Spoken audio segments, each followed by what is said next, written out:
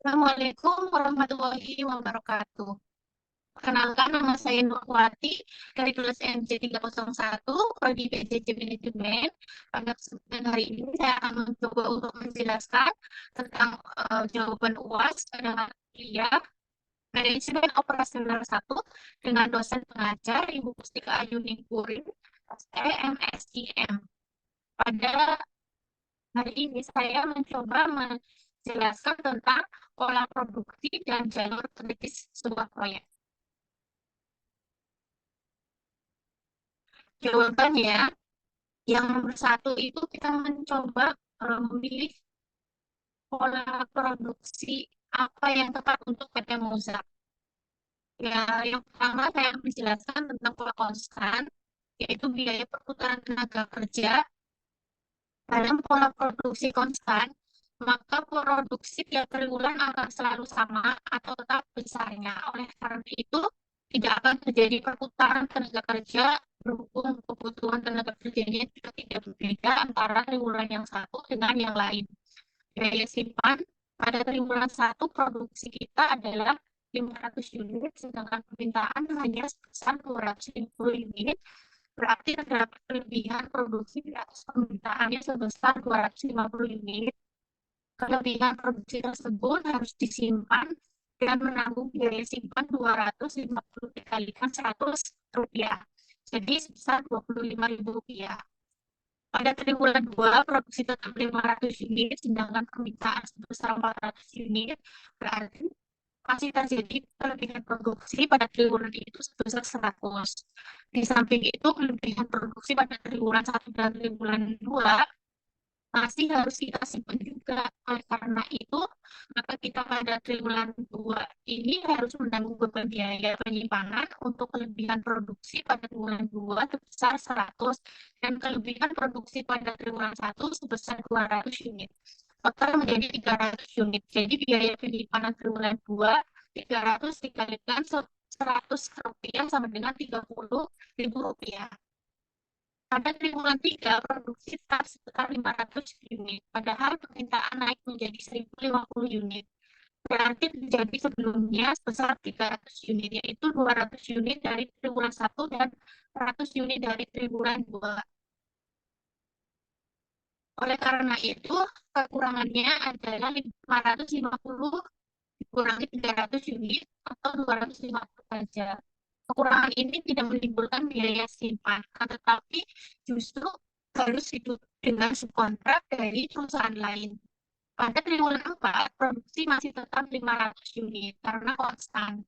Sedangkan permintaan turun menjadi 400 unit sehingga berakibat terjadi overproduksi lagi sebesar 100 unit. Berarti harus menanggung biaya simpan sebesar 100 dikalikan 100 rupiah, jadi total 10.000 rupiah.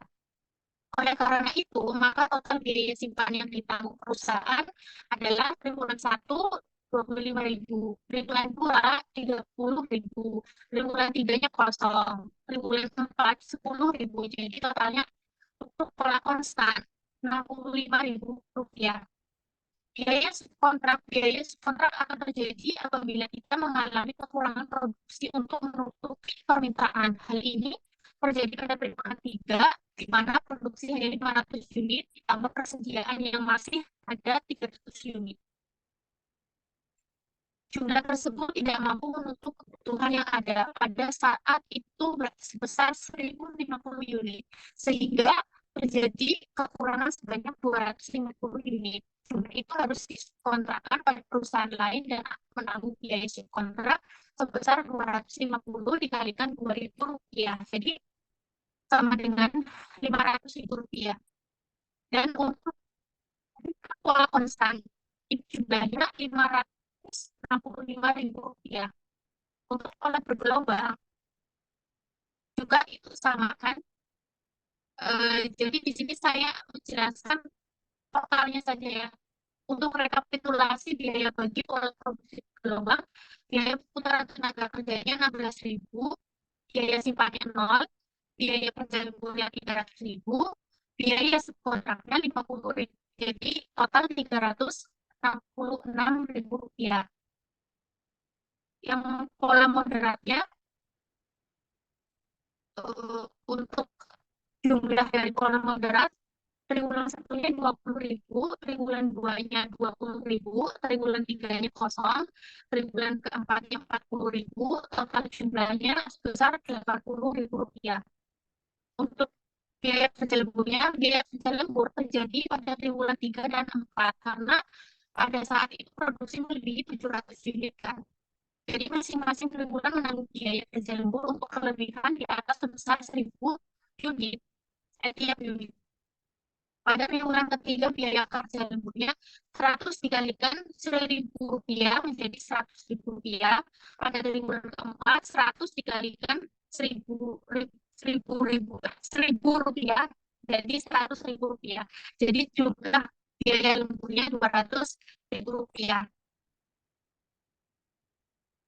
Untuk biaya subkontraknya seperti telah dibahas di pada triwulan 3 akan terjadi kekurangan produksi dan persediaan untuk di permintaan. Kekurangan tersebut adalah 1.050 dikurangi 850 ditambah 200 sama dengan 0. Biaya subkontraknya 0 dikalikan 1.000 rupiah sama dengan 0.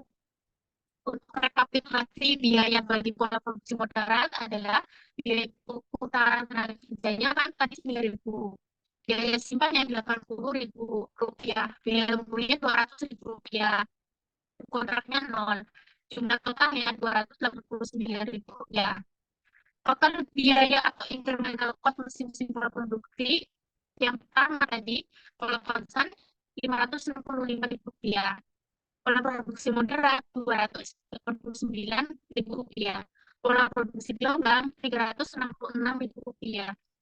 Jadi pola produksi yang sebaiknya diambil PT pusat yaitu pola moderat karena dia memiliki incremental cost yang lebih kecil dari pola produksi lainnya. Jadi untuk jawaban pertama yaitu pola moderat.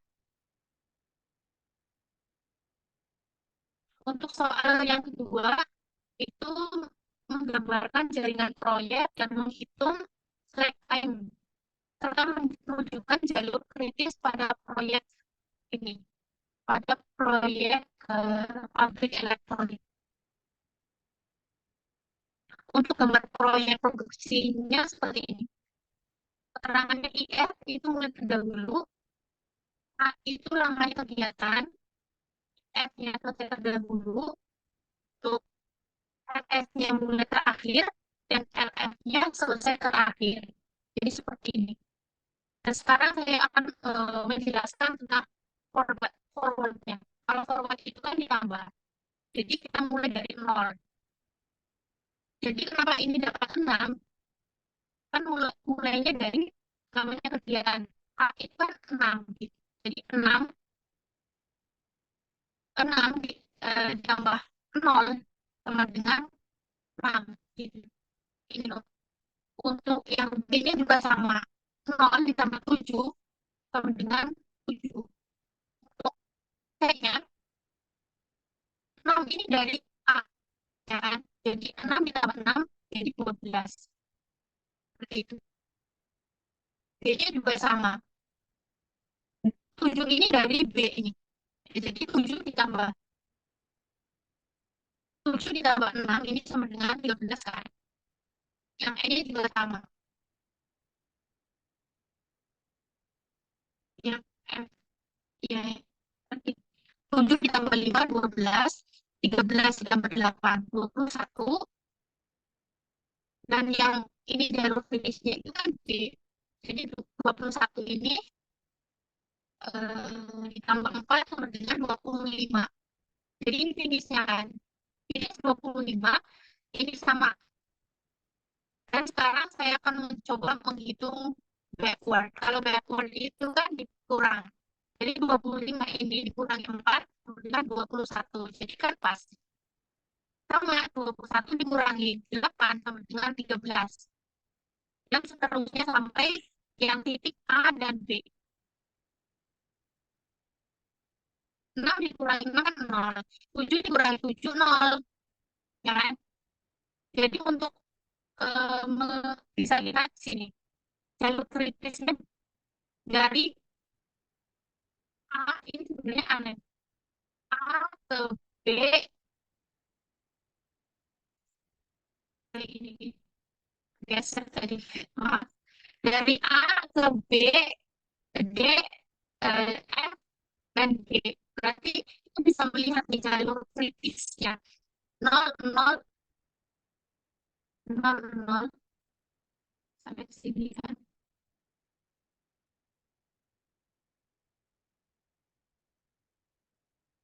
Geser gimana? Jadi kita bisa mencari waktu slack time itu adalah waktu bebas dari sebuah kegiatan. Slack adalah waktu yang dimiliki oleh sebuah kegiatan untuk bisa diundur tanpa menyebabkan perlambatan proyek seluas secara matematik. Jadi kita bisa udah bisa lihat, bisa lihat.